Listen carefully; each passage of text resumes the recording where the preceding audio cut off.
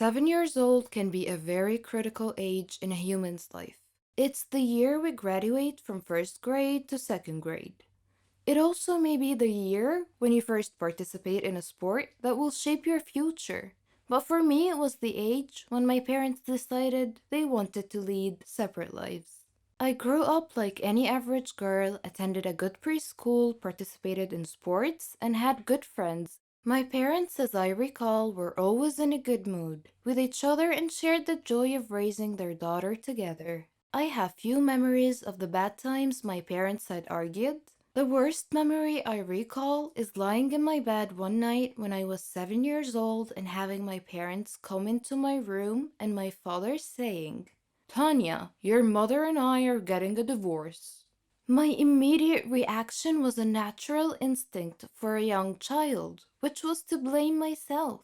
I often had more than one birthday party as a kid. This sounds cool, but it wasn't all it was cracked up to be. I'm a child of divorce. My childhood wasn't mine. It belonged to my parents. I lost myself in every effort to appease each side of my family.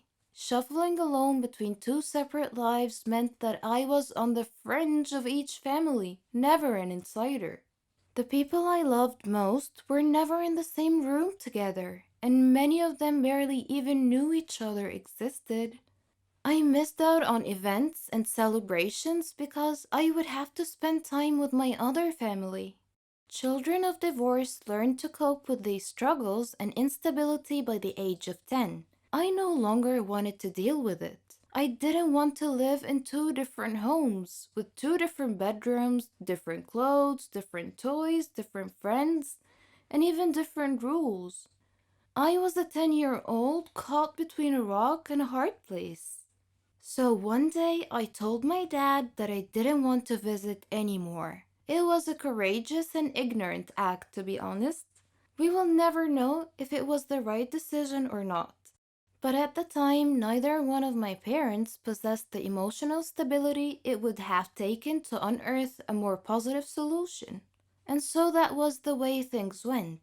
The power struggle that had lain dormant between my parents erupted again, and this time it was directed at me.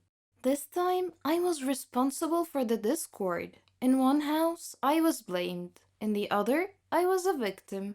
There were no more multiple birthday parties. Instead, there was stability and consistency in one house, anger and avoidance in the other. Choice is met with consequences, and as time went on, I fell out of touch with my dad's family. It's hard to stay in touch with people connected to someone we have pushed away. Cousins I used to play with were erased from my life.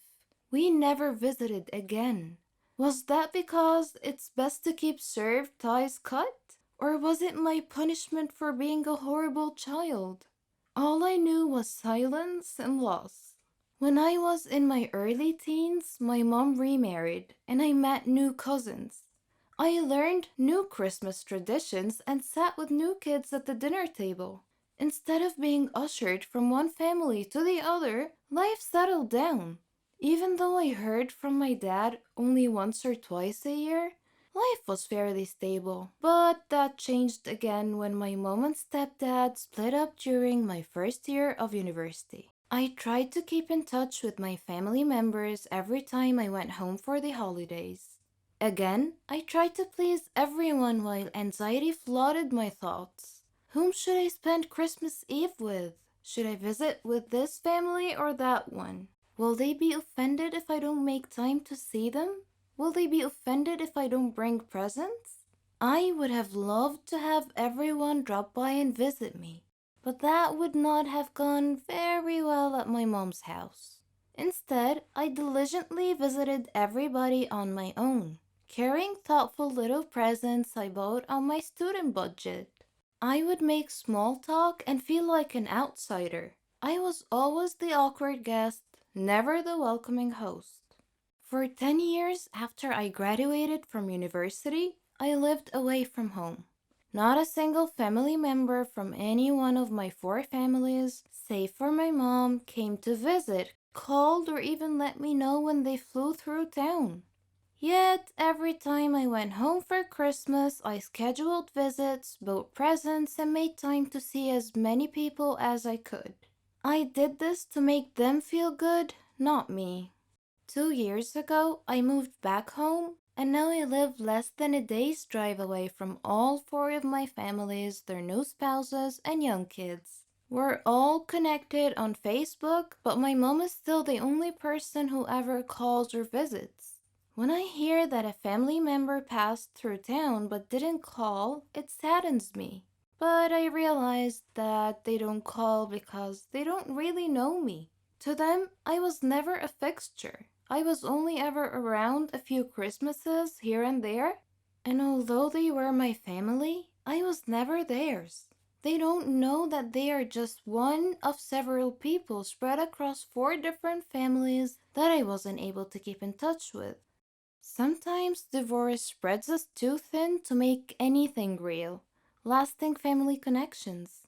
This summer, I am getting married and starting my family. I'm trying not to have too many expectations. I know no family is perfect, but my soon to be husband is the king at keeping in touch with people. He's persistent, charismatic, forgiving, and loyal. He's teaching me what family means. Together, we will teach our kids to reach out to one another with compassion and to stick by each other through times of darkness. I'm looking forward to joy and friendship with my new family, and I plan to do everything I can to stay married. I believe in the metaphysical world and that there are many mysteries that we don't understand yet, like souls, ghosts, and black magic. Are there really evil spirits who wish to do us harm? Well, I may have an answer for you. My name is Ralph, and I am 15 years old. My life became a journey to study the metaphysical world. My parents always told me that reading books about the supernatural world would mess with my mind, but I didn't care. My friends share my interest in the occult. I remember the first time we tried to summon a spirit. We drew a pentagram on the floor and placed black candles at the points of the star in preparation for the ceremony.